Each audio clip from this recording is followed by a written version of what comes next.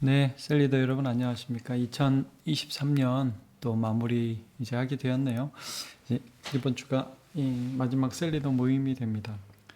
이제 한 가지 광고 말씀드릴 거는 이제 셀이 많이 바뀌었잖아요. 그래서 이제 평소 같으면 1월에 그냥 방학을 하는데 제가 이제 장로님들하고 얘기를 해서 1월 첫째 주, 둘째 주 정도에 새로운 셀원들과 한번 만나고 간단하게 인사하시고 뭐 공부한다기보다 인사하시고 또 기도 제목을 좀 첫 주에는 인사하시고 이런 사람이다 오늘 뭐 예배 잘 드렸냐 이렇게 얘기하시면 되고 둘째 주에는 그 서로 기도 제목을 한번 나누시고 뭐 또 2024년 어떤 마음으로 시작하시는지 그리고 이제 우리가 첫 주 중에 온 가족 부흥회가 있었는데 부흥회 때 어떻게 참석하셨는지 그런 느낌들을 좀 나누시고 그렇게 해서 좀 2024년을 이제 시작하면서 셀 모임을 했으면 좋겠어요. 왜냐하면 이제 그냥 시작하면서 바로 셀이 바뀌었는데 서로 모르면서 카톡에서 계속 뭐 매일 말씀 묵상도 나누고 교회 소식도 전하고 할 텐데 이제 그런 것들이 그래도 얼굴을 한번 보고 시작하면 좋잖아요. 그래서 뭐 다는 못 오시더라도 이제 올 수 있는 분들과 좀 그런 모임들을 좀 하셨으면 좋겠다 생각이 듭니다. 이제 이번 주에 나눌 부분들 주 안에서 자랑하라라는 고린도전서 1장 말씀을 가지고 또 말씀을 나누도록 하겠습니다. 이제 도입 보면 이제 사실 뭐 이번 주는 여러분 좀 라이트하게 하시면 좋을 것 같아요. 간단하게 이번 주 이제 주일이 31일 마지막 날이고 주일 1, 2부 예배 있고 공동회 있고 뭐 재직회 있고 그 다음에 4시에는 음악회 있고 이제 송구영신 예배를 11시에 하기로 했어요. 보통 이제 12시에 많이 하는데 중간에 막 행사들이 많이 있어서 또 그 다음 날 또 우리가 부흥회가 있어서 너무 늦게 하지 않도록 그렇게 할 테니까 여러분 또 많이 참여해 주시고 1월 1일, 1월 첫날 1월 1일에는 새벽 기도는 송구영신 예배로 대체하고 5시 20분에는 따로 없다는 거 또 기억해 주시고요. 자, 그래서 이제 그 한 해를 마무리하면서 아마 다양한 마음들을 가지게 될 텐데 쭉 한 해를 보내면서 이제 회개하고 감사하면서 좀 되돌아보는 시간 가지면 좋을 것 같아요. 그래서 좀 하나님 앞에 내가 좀 이런 부분들은 죄를 고백하고 또 새롭게 시작했으면 좋겠다. 또 하나님이 일하심에 대해서 이런 부분에 감사한다라는 것들을 좀 고백하면서 모임을 나누어 봤으면 좋겠고 셀리도에게도 감사하고 셀리도도 셀원들한테 감사하고 그런 말들을 좀 했으면 좋겠어요. 하나님께도 그렇지만 서로에 대한 그런 고백과 감사가 있기를 바라고요. 자, 복음은 자랑의 이유를 나에게서 찾지 않고 예수에게서 찾습니다. 이 자랑에 대한 말씀을 나눠요. 이제 우리가 이번 주에 다루게 될 그 고린도전서 1장 맨 마지막 부분인데 그 1장 마지막 절 30절에 이런 말씀이 있어요. 이거 한번 볼게요. 고린도전서 1장을 보도록 하겠습니다. 맨 끝에 보면 이런 구절이 있어요. 30절. 너희는 하나님으로부터 나서 그리스도 예수 안에 있고 예수는 하나님으로부터 나와서 우리에게 지혜와 의로움과 거룩함과 구원함이 되셨으니. 그러니까 쉽게 말하면 여기 이제 예수님이 다 하셨다 이거예요.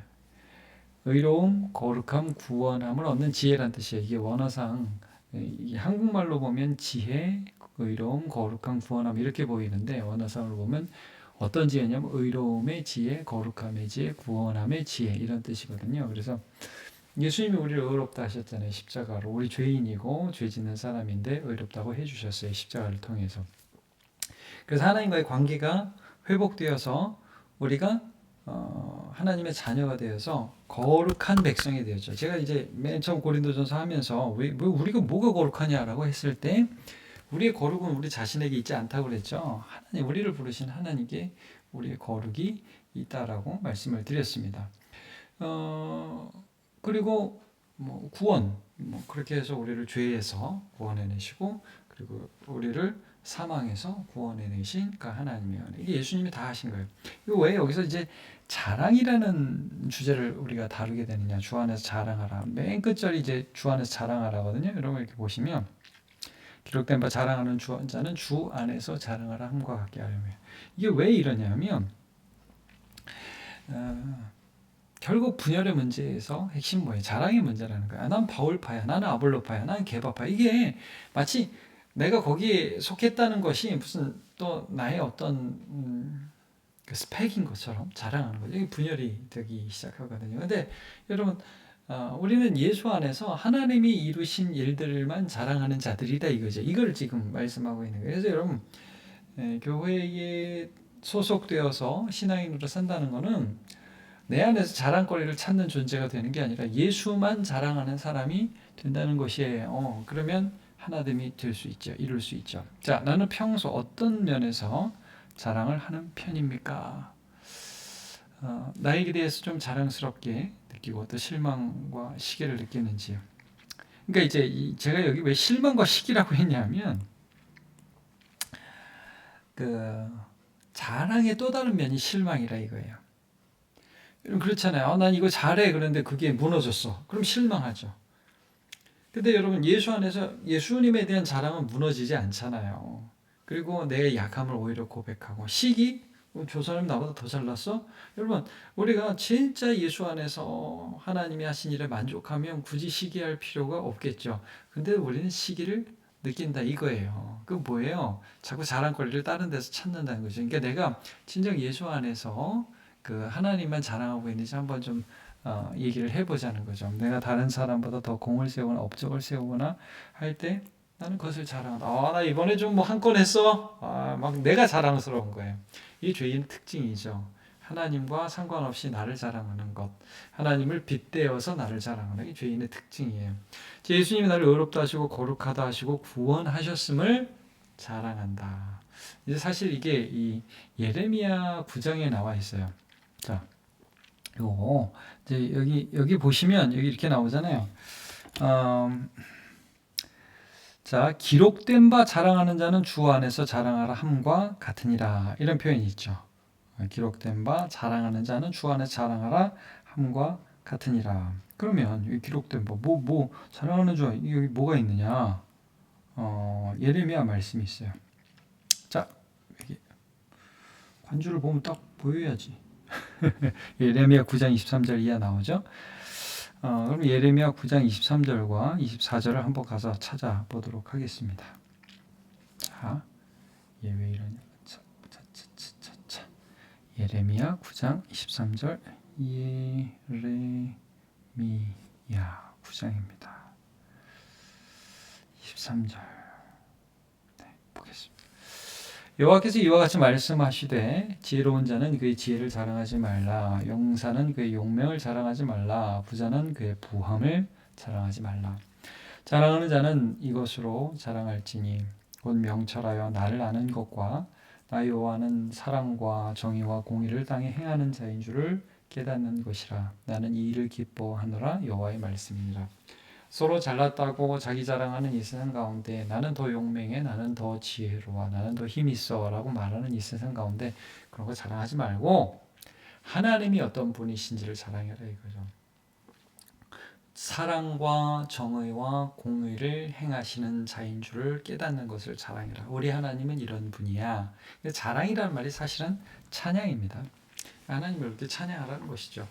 그래서 이 하나님이 예수 안에서 무엇을 하셨는지를 자랑하고 감사하는 거예요. 그리고 오늘도 베풀어 주시는 은혜 감사하는 거. 그런 사람들이 모일 때 교회는 하나가 될 수 있습니다. 자, 나 특별히 자랑하지 않는다. 이게 왜 제가 이걸 3번에 했냐면 본문에서 나를 자랑하지 않는 것은 중요해요. 그러나 그래서 그치는 게 아니라 우리 하나님을 우리는 자랑하고 있느냐는 거죠. 그래서 자랑 안 해. 이게 자랑이 아니라 정말 하나님을 자랑하는 그런 우리가 되었으면 합니다. 자, 2번 문제 보도록 할게요. 하나님은 약한 자를 들어 강한 자를 부끄럽게 하십니다. 는 어떤 성경 인물과 비슷합니까? 그러니까 이게 무슨 말이냐면 약한 줄 아는 자란 뜻이에요. 내가 강하다고 그러면 하나님 의지하지 않을 거예요. 그러면 하나님이 그 사람을 사용하실 수 없고 그 사람을 통해서 영광 받을 수 없죠. 근데 오늘 본문에 보시면 자, 고린도전서 1장 보시면 하나님께서 27절 세상에 미련한 것들을 택하사 지혜 있는 자들을 부끄럽게 하시려고 세상에 약한 것들을 택하사 강한 것들을 부끄럽게 하시며 하나님께서 세상에 천한 것들과 멸시받는 것들과 없는 것들을 택하사 있는 것들을 패하려 하시나니 이는 아무 육체도 하나님 앞에서 자랑하지 못하게 하려 하심이라. 여기 보면 하나님이 택하셨다는 말씀이 나와요. 하나님이 부르신 거예요. 근데 어떤 자를 부르시냐면 미련한 것들, 미련한 자들이죠. 약한 것들, 그다음에 천한 것들, 멸시받는 것들, 없는 것들. 이런 것들을 볼 때에 나는 아닌데 우리 이렇게 생각합니까? 아닙니다. 사실 이거는 그런 줄 아는 자들이에요. 아무것도 아닌 줄 아는 자들이죠. 세상에 강하다고 생각하는 사람들이 실제로 강하다는 말씀이 아니에요. 자기가 강하다고 의시되고 자랑하고 하나님 없어도 되는 것처럼 살아가는 사람들을 부끄럽게 하실 때 하나님이 천하고 미련하고 약한 것들을 사용하신다. 그런 자들을 사용하신다. 이런 말씀이거든요. 그래서 나는 누구하고 좀 비슷한가? 인생의 실패자 모세. 40세에 스펙도 있었어요. 잘난 것 같았어요. 근데 실패해서 80세가 되었단 말이에요. 근데 하나님이 모세를 80에 부르시죠. 떨기나무 아래서 이렇게 부르신단 말이에요. 내 신을 벗으라 그러시고 내 백성을 이집트에서 좀 끌어내려고 하는데 네가 가라 이렇게 말씀하죠. 모세가 뭐라 그래? 나는 자신이 없습니다. 말을 못합니다. 주님께서 내가 입을 지었다. 내가 모세 너에게 아론을 붙여줄 테니까 가라 말씀하죠. 그러니까 말 잘 못하는 사람이고 실패한 경험 때문에 자신 없어 하는 사람이지만 하나님이 그를 사용하시는 거예요. 우리가 능력이 부족하고 과거의 실패 때문에 억눌려 있을 수 있습니다. 그런 우리를 하나님이 사용하십니까? 난 모세를 닮은 거예요. 포로 다니엘. 그럼 다니엘이 뭐가 약한 사람이냐? 약한 사람이에요. 부모 다 잃고요. 고아였고요. 그리고 그는 환관이었습니다. 좋게 말해서 환관이지 말하자면 거세를 당한 사람이었다는 거죠. 왕궁에서 그냥 내시로 있는 사람입니다. 그 내시로도 올라갈 수 있을지 몰랐는데 이제 거기서 이제 눈에 띄어가지고 나중에 이제 고위직까지 간 사람이죠. 하나님이 지혜와 총명을 주신 사람입니다.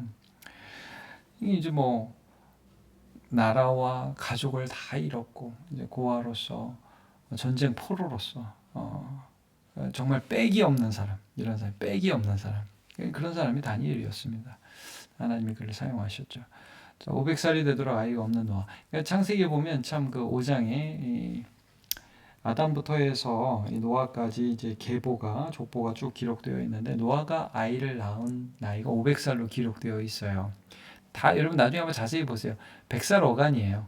뭐 좀 빨리 낳은 사람은 70대도 있어요. 뭐 지금하고는 좀 다르니까 어쨌든 500살의 아기를 낳았다는 굉장히 이례적인데 그만큼 그 당시에 자녀가 재산인 그런 그 당시에 어떤 인정받지 못하고 약한 자가 노아였다는 거죠. 근데 그 순종해서 방주를 짓고 구원을 얻는 하나님의 백성으로 쓰임 받습니다. 나는 재산이 없고 가진 게 없다. 근데 하나님이 나를 사용하신다. 우린 그 하나님을 자랑할 수 있겠죠. 그러니까 아브라함도 마찬가지예요. 100세 때 아기를 낳았다. 아이가 없는 사람을 하나님이 사용하시죠. 그러나 하나님이 그의 강함이 되시고 그의 부요가 되시는 것을 보여주시는 거예요. 그러니까 여러분 내가 없고 약한데 하나님 이런 나를 사용하실 것을 믿게 하시는 거죠. 그래서 하나님을 자랑하게 결론적으로 우리를 사용하시는 것입니다. 배운 것 없는 예수님의 제자 베드로와 요한, 그러니까 학문 없는 범인으로 알았다가 막 협박하는데 협박이 넘어가지 않잖아요. 그래서 깜짝 놀라는 겁니다.